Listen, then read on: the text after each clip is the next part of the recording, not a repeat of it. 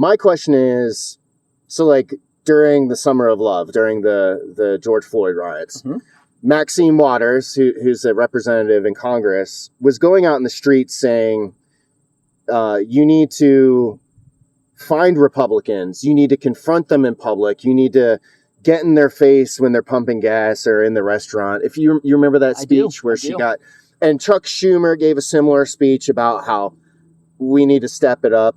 There was I think the Emmys, what was that, Stranger Things, where they said we need to punch some people we need to start punching Nazis in the face. So my question is, like, I understand that, like, targeting somebody, that's common sense.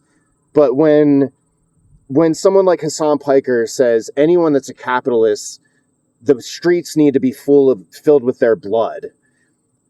What about a more generic? Like, would that be a terroristic threat? Like, how do you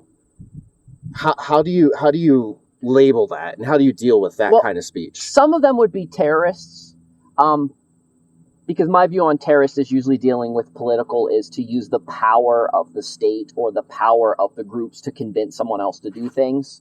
Because you're terrifying them. That's where through terror, through threats. So I think those type a viable threat should be also not protected. It should be silenced. And I don't like things to be silenced, but you have the right, life, liberty, and the pursuit of happiness. If someone is coming at you and trying to take those three things from you, the government should come in and be that buffer between you and those things happening. So that's why I said, like, if you are encouraging others, if you are telling people, hey, people watching this video, go to Justyn's house and start doing bad things to his animals, that is a threat that has legal ramifications to it. That should be allowed to be silenced. That should be not okay. Now, what about,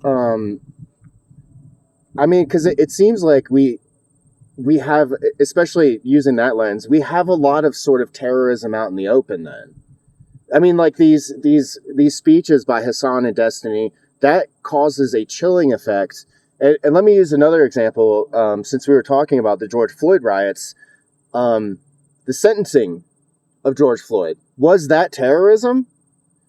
Because there were people around the courthouse, people were all over the city, torching buildings, there was all kinds of disruption. People were getting killed during these riots. And they were openly saying, if he gets anything less than murder, we're going to burn everything down. That's terrorism. Is that not terrorism? Am I wrong? Or that would be terrorism. Think about it. That's the whole left's argument towards January 6th, right? Mm-hmm. That was terrorism by having a bunch of Republicans in the Senate chamber trying to force the vote.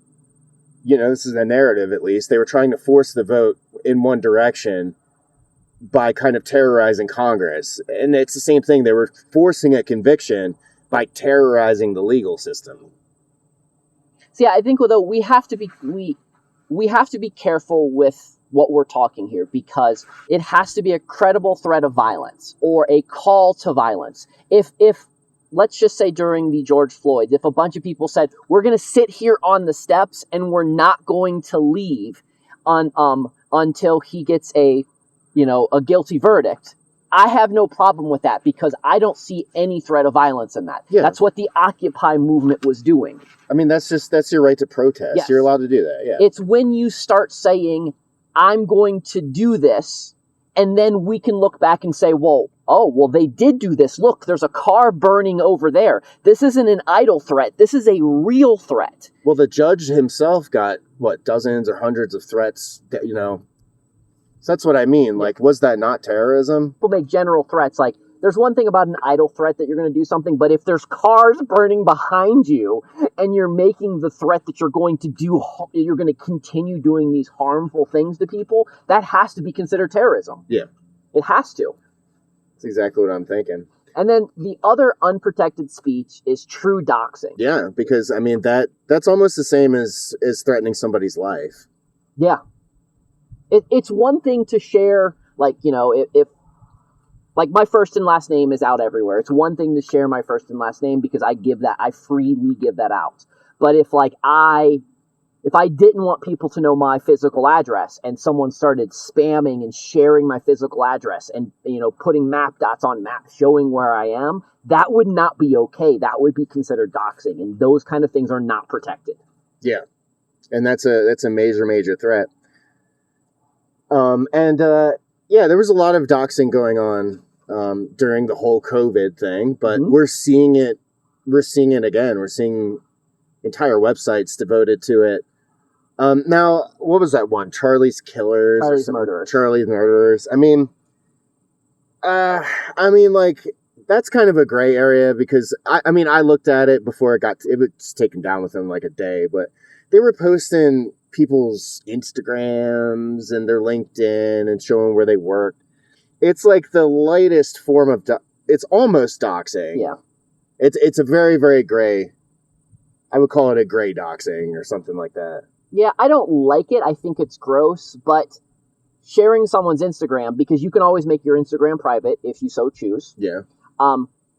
Where you work, as long as you have a public-facing job, then people can see that you're at work. Yeah. And your usernames aren't really protected because your usernames are who you identify online. Especially LinkedIn, because it's like you made that. Yes. You're the one that put your resume on the internet. So, yeah, there's some gray areas there. But I have heard of some cases of people actually leaking phone numbers and addresses and saying, go ahead and stalk and harass this person because they have a bad opinion, which is a very slippery slope, Yeah, I'm not okay. There were people, I did see it on the Twitters. I did see people finding individual people that were cheering and stuff and releasing saying, well, this is where so-and-so lives. We should go give them a piece of our mind. I am not okay with that. That is, that's doing the exact same thing that they did during the Summer of Love. That's wrong. Don't show up to people's houses just because they said something you don't like. Yeah, I mean, even though the left kind of started it, you could say, they kind of muddied the waters with the cancel cultures, I should say, that have kind of come and gone over the last 10 years or so. But it's very important for the right to not use the same tactics as the left. Because I will say, as a centrist, looking at the left versus the right objectively, the right has the moral high ground, and they've had it for a while. By doxing people, by engaging in the same behavior that the left wing has been doing, since COVID and whatnot, you are now stooping to their level. You're stooping to their level. You're coming off of the high ground willingly. Yeah. I would say it's not a good idea for your cause. If you're going to fight a pig, the pig's favorite place for you to fight them is in the mud. So don't come off your high ground. Because here's the thing, the one thing that the free expression has is that we have the ability, like me and Bryan are doing here, to talk about why free speech is so important. Because sometimes just talking about being angry about what other people do is a pressure release. It allows us to release the pressure. Some of you are watching this that might hear some of the stuff. You might you get riled up. You might type some things, but that typing things will help release the pressure. And sometimes we can calm down the temperature. We can slow things down by saying nasty things, but not harmful, but not like call to violences. And the other thing I think is really important, and this is something I think everybody in all politics, from local all the way up, needs to remember. Things like X, things like Facebook, the YouTubes, all this kind of stuff. This is the new modern public forum. Absolutely, yeah. And I don't like when they try to put in rules saying what we can and can't say. I mean, I think I just read it. It came out today that YouTube mentioned that there was certain things that they were censoring because of the past administration. They admitted that. That came out today. And we've had, when Elon said that, he saw restrictions in Twitter when he picked it up about things that they were restricting people to say. I don't like this. I also, as someone who's not really a big fan of the government getting involved, I actually do think that maybe this is a situation where the government comes in and says, hey, these are the unprotected speech. You can't allow people to say the unprotected speech, but anything that's protected speech if you can stand on a street corner and say it and not get in trouble, it's that protected speech, then you can stand on your soapbox on your social media site and also say it. Yeah. The legislation has yet to catch up with the technology.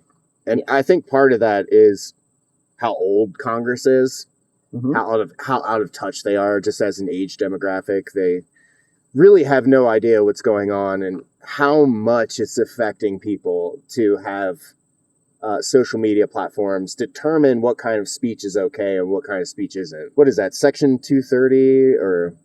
But anyway, the another thing, like they got busted. Wasn't that like during the COVID time period?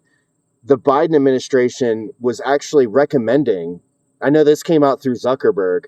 They were recommending that Facebook and other platforms censor specific things to the vaccine and to the pandemic, which now, at that point, that's a direct First Amendment violation. Now the government is instructing corporations, fascism, by the way, done by the left, by the way.